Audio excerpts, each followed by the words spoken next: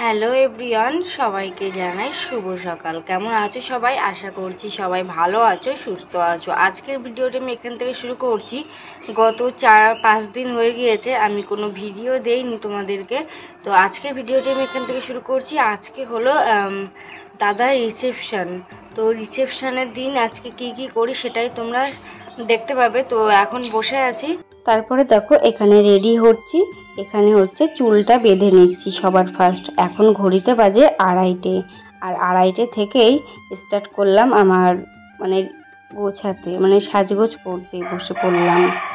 আর চুলটা এখন বাঁধছি কারণ হচ্ছে শাড়ি পরার পরে বা মেকআপ করার পরে যদি চুলটা বাঁধি তাহলে অনেক বেশি গরম লাগবে, আর শাড়ি পরে করলে অনেক বেশি শাড়িটা গুলিয়েও যাবে। তার জন্য আগে থেকেই হচ্ছে চুলটা বেঁধে নিচ্ছি। আর এখানে হাসাহাসি করছিলাম, হাজব্যান্ডকে বললাম যে হচ্ছে আমি চুলগুলো এখানে মুড়িয়ে দিচ্ছি, তুমি একটু ক্লিপ আটকিয়ে দাও। তো কি একটা কথা বলেছিল সেটা নিয়ে হাসাহাসি করছিলাম আমরা দুজনে। আর এই দেখো এইদিকে আমি হচ্ছে পুরো রেডি হয়ে গিয়েছি। এই যে চুলটা ওইভাবে মুড়িয়ে বেঁধে তারপরে হচ্ছে বেউনি করেছি, করে তারপরে ফুলটা ওখানে পেঁচিয়ে দিয়েছি। আর এই যে এই নীল শাড়িটা পরে নিয়েছি, নীল বেনারসি। এটা হলো আমার শাশুড়ি মা আমাকে দিয়েছে দাদার রিসেপশন বলে। তো কেমন লাগছে আমাকে কমেন্ট করে জানিও। আর হচ্ছে আমার মেকআপটা করে দিয়েছে হলো আমার ননদ। আমি যেহেতু মেকআপ করতে পারি না তার জন্য আমার মেকআপটা ওই করে দিয়েছিল, আর শাড়ি আর চুলটা আমিই বেঁধেছিলাম। তো আমি এইগুলো সবই করতে পারি টুকটাক, শুধু মেকআপটাই করতে পারি না। আর এই দেখো এখানে কেমন লাগছে আমাকে কমেন্ট করে জানিও। আর আমার তো ভীষণই পছন্দ হয়েছিল, আমার নিজের সাজটা আমার নিজেরই সত্যি বলতে ভীষণই পছন্দ হয়েছিল। তারপরে আমি আর ননদ এখানে চলেও এসেছি। এরকম এদের রাস্তা দিয়ে যখন যাচ্ছিলাম দুই সাইড দিয়ে গাছ দেওয়া ছিল, তো এত সুন্দর লাগছিল। আর বিয়ের প্যান্ডেলটাও খুব সুন্দর হয়েছিল, সামনের গেটটাও খুব সুন্দর লেগেছিল। আর এটা হলো একটা দাদা রিসেপশন। দাদা বলতে এখানে হচ্ছে আমার ননদের দেওর। তো সেই ছোটদা রিসেপশন, তার জন্যই আমরা গিয়েছিলাম। আর আমাদের বাড়ি থেকে কিন্তু খুব একটা দূর নয়, অল্প কিছু দূর। বাইকে গেলে হয়তো 1 থেকে 2 মিনিট লাগে। তো হাজব্যান্ড আমাদেরকে দিয়ে এসেছিল বাইকে করে। তো আর এখানে দেখো যাচ্ছি আমরা ভিতরে। আর ওই দেখো সামনের গেটটাও এত সুন্দর করে সাজিয়েছিল না, ভীষণই ভালো লাগছিল। আর বিয়ে বাড়িতে গেলে একটাই সমস্যা হয় যে ফটো তুলতে গেলে ফটোগুলো ভীষণই কালো আসে, দেখতে একদমই ভালো লাগে না। কেন জানি না, এত পরিমাণে লাইট দেয়, কালারিং লাইট, তার কারণেই ফটোগুলো খুব বাজে আসে। আর এই দেখো কত সুন্দর করে হচ্ছে গেটটা সাজিয়েছে ফুল দিয়ে। তো ডেকোরেশনগুলো সত্যি আমার ভীষণই ভালো লেগেছিল। আর এই যে তারপরে আর একটু দেখো দিদিদের বাড়ির দুই সাইড দিয়ে যেহেতু ফুল গাছ ছিল, আর তারপরে এই চুনি লাইটগুলো দিয়েছিল, তো দেখতে খুবই ভালো লাগছিল। আর ডেকোরেশনগুলো সত্যি বলতে খুবই ভালোই করেছিল। সিমসামের মধ্যে খুব সুন্দর একটা ডেকোরেশন করেছিল। আর এইদিকে দেখো ভিতরেও ঢুকে পড়েছি। এই যে ভিতরটা পুরো এই যে ফুল দিয়ে এইভাবে করেছিল, তো পুরো ফুল ভিতরটাও খুবই সুন্দর লাগছিল ডেকোরেশনগুলো। আর ওই যে এই দেখো, আর এই সাইডে চেয়ার বসিয়ে দিয়েছে। আর এই যে দাদার রিসেপশন, তার ওয়াইফ হলো এই যে। তো এই দিদি হচ্ছে এখানে বসেছিল। তো এখানে যেখানে বউ বসে আর কি চেয়ার, তো সেই জায়গাটাও ফুল দিয়ে সুন্দর করে সাজিয়েছিল। আর ওই যে ওই গেট দিয়ে ঢুকেই তার সাইডে হচ্ছে কফি, ফুচকা, পকোড়া স্টল বসেছিল। তো ভীষণই ভালো লেগেছে প্যান্ডেলটা। আর হচ্ছে আমরা সবার প্রথমেই কিন্তু পৌঁছে গিয়েছিলাম, সবার ফার্স্ট চলে গিয়েছিলাম আমরা ওখানে। তারপরে এখানে দেখো ওই যে ওখানটায় হচ্ছে রান্না হচ্ছে, আর তার পাশেই আছে খাওয়ার প্যান্ডেল। তো আমরা সবাই মিলে ভীষণই আনন্দ করেছিলাম রিসেপশনে। আর আমি তোমাদেরকে সেইভাবে ভিডিও দেখাতে পারিনি বা কোনো ভিডিও ক্লিপ সেইভাবে নিতে পারিনি, কারণ হচ্ছে সবাই তো সব কিছুই পছন্দ করে না। যাদের বাড়িতে গিয়েছিলাম তারা হচ্ছে ভিডিও করা বা এইসব কিছু পছন্দ করে না। তার জন্য যতটুকু পেরেছি ততটুকুই করেছি, তার থেকে বেশি আর কিছু করিনি।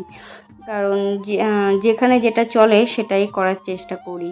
তারা পছন্দ করে না বলে তো আমি সেইভাবে আর কোনো ভিডিও তোমাদেরকে দেখাইনি। আর সোনা বাবা ওখানে গিয়ে এত দুষ্টুমি করেছিল, ভীষণই দুষ্টুমি করেছিল। আর এই গরমের ভিতরে কে বলো তো বিয়ে করে, এত গরম বাবা, ফ্যানের তলা থেকে উঠলেই ঘেমে পুরো মেকআপ গলে পড়ে যাচ্ছে। আর আমি এখনো পর্যন্ত ঠিক ছিলাম, একটু পরে আমার মেকআপ পুরো উঠে সব গলে পড়ে গিয়েছিল, মানে এত ঘেমেছি। আর আমার ঘামটা অনেক বেশি, আর আমার একটু অয়েলি স্কিনও আছে। কালকে যখন বিয়ে বাড়ি গেলাম, তোমার তো বললাম যে বাবা এদিকে আসো একটা ফটো তুলি, আমি আর তুমি একটা ফটো তুলি, তুমি তো আসলেই না আমার কাছে। ইস মুখ গন্ধ, ছি ছি ছি। তুমি ঘুম থেকে উঠেছো, দাঁত মাজুনি, তোমার মুখ গন্ধ, ব্রাশ করবে, মুখ গন্ধ ছেলে।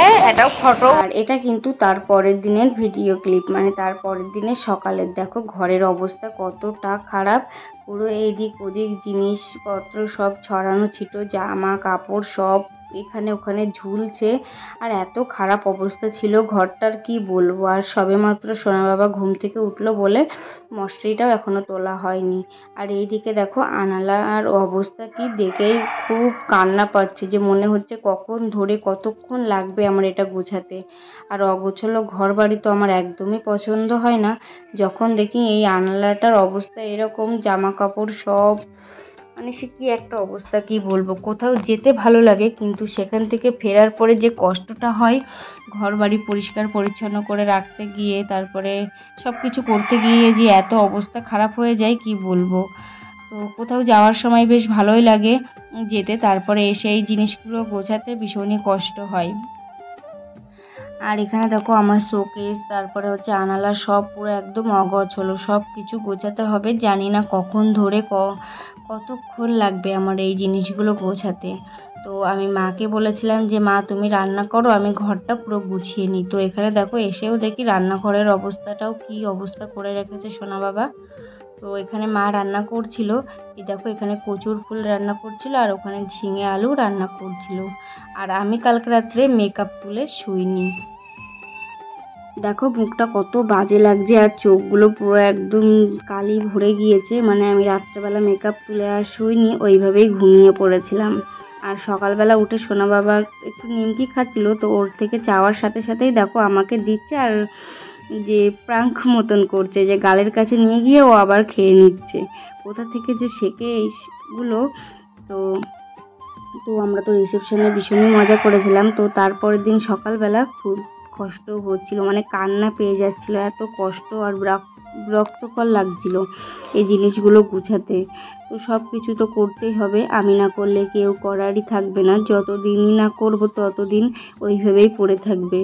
তো চেষ্টা করতে তো হবে যে সব কিছু একটু সময়ের আগে গুছিয়ে নেওয়ার। আর কোথা থেকে আসার পরে যেন তো এত খারাপ লাগে যে মনে হয় একটু শুয়ে থাকলে ভালো হতো, কেউ যদি একটু কাজগুলো করে দিত, গা হাত পাগুলো টিপে দিত, তাহলে ভীষণই ভালো লাগতো। এইগুলো ভীষণই মনে হয়। কোথাও ঘুরতে যেতে খুবই ভালো লাগে, কিন্তু সেখান থেকে আসার পরে এতটা কষ্ট হয়, মানে গা খুব ব্যথা হয়, মনে হয় যে কিছু না করলেই বেশ ভালোই হতো। তো কী আর করবো বলো তো, এগুলো তো করতেই হবে আমাদের গৃহবধূদের। এগুলো না করলে তো আর কেউ করে দেওয়ার থাকবে না। আর যাদের বাড়িতে হেল্পিং হ্যান্ড আছে তারা তো, তাদের কোনো ব্যাপার না। আর আমাদের যেহেতু সব কিছু একা হাতেই করতে হবে, কোনো হেল্পিং হ্যান্ড নেই, তো একটু কষ্ট হয়ে যায় করতে, এটাই আর কি। তো তারপরে দেখো সুন্দর করে জামা কাপড়গুলোও সব ভাঁজ করে নিচ্ছি, তারপরে আলনাটাও গুছিয়ে নেবো। সব কিছু গুছিয়ে তারপরে সকালবেলা খাওয়া দাওয়া করব। এতটা বেশি কষ্ট হয় সব কিছু গোছাতে গেলে, ভীষণই কষ্ট হয়ে যায়। আর সোনা বাবা যেহেতু আছে, ও ভীষণ পরিমাণে নোংরা করে, ঘর বাড়ি জামা কাপড় ভীষণ পরিমাণে নোংরা করে। সব কিছুই গুছিয়ে উঠতে উঠতে আর কি সময়ই থাকে না নিজের দিকে খেয়াল রাখার। কালকে রাত্রেবেলা বাড়িতে এসেছিলাম, ওর ধুয়ে মুছিয়ে তারপরে ওকে যখন ঘুমিয়েছি, তারপরে আমার নিজের মেকআপ তোলার কথা আমার নিজেরই মনে নেই। আর একটু গাফিলতাও আছে আমার। দেখো এই যে ভোট দিতে গিয়েছিলাম কবে বাপের বাড়িতে, সেই ব্যাগটাও আমি আজকে গুছিয়ে রাখছি। মানে এর ভিতরে আমি আর কোনো টাইমই পাইনি। এটাই হয় আর কি, কোথা থেকে আসার পরে আর ইচ্ছা করে না যে গুছিয়ে রাখতে। আর আমার কাছে যে এত টাকা থাকে আমি নিজেও সত্যি জানি না যে কোথা থেকে এই টাকাগুলো বের হয়। হাজব্যান্ডের পকেট তো একটু মারি মাঝে মধ্যে, পকেট না মারলেও হয় না। কিন্তু সত্যি বলতে আমি কখনোই মানে ফালতু খরচ করি না, এটা আমি বলতে পারি। আর আমার হাজব্যান্ডও জানে যে আমি কখনো ফালতু খরচ করি না। যেটা লাগে আমি সেটাই করি, তার একটা বেশি আমি কোনো খরচ করি না। তো আর এখানে দেখো আলনায় সব জামা কাপড়গুলো ভাঁজ করে সুন্দর করে রেখে দিচ্ছি। আর এই আলনা গোছাতে গিয়েও না অনেক বেশি সময়ও লেগেছিল আমার, প্রায় 1-1.5 ঘন্টা লেগে গিয়েছিল জামা কাপড়গুলো সুন্দরভাবে ভাঁজ করে গুছিয়ে রাখতে। আর এইভাবে জামা কাপড় গুছিয়ে রাখলে একটু যখন হচ্ছে যখন মানে লাগে যে জামা কাপড়গুলো সেগুলো খুব পাওয়াও যায়। আর এই জামা কাপড় গোছাতে গিয়ে একটা জিনিস দেখলাম, জানো তো, এই আলনায় আমার ইঁদুর ঢুকে সব জামা কাপড়গুলো কেটে দিয়েছে। এই দেখো এই জামা কাপড়, এই জামাটা হাজবেন্ডের, এই সাদা জামাটা পুরো কেটে দিয়েছে। এই জামাটা আমি আমার হাজবেন্ডকে ফার্স্ট অ্যানিভার্সারিতে দিয়েছিলাম। তো সেই জামাটা কেটে দিয়েছিল, খুব খারাপ লাগছিল মনটা, কিন্তু কি করব বলো তো। আবার একটা ওকে কিনে দেবো। আমি হচ্ছে সামনেই আমাদের আবার অ্যানিভার্সারি আসছে, তো কিছু একটা সারপ্রাইজ দেওয়ার চেষ্টা করব হাজব্যান্ডকে। তো জানি না কত দূর কি পারবো। আর তারপরে দেখো পুরো জামা কাপড়গুলো সুন্দর করে ভাঁজ করেও রেখে দিয়েছি।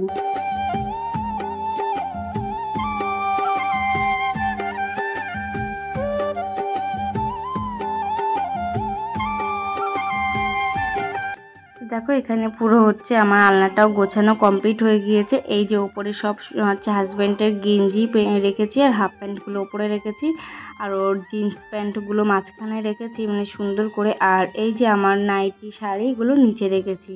তো এইভাবেই আলনাটা গুছিয়ে রেখেছি। তো আলনা গোছানোটা কেমন হয়েছে আমাকে জানিও। আর এইভাবে আলনা গুছিয়ে রাখলেও না সব কিছু বেশ পাওয়া যায়।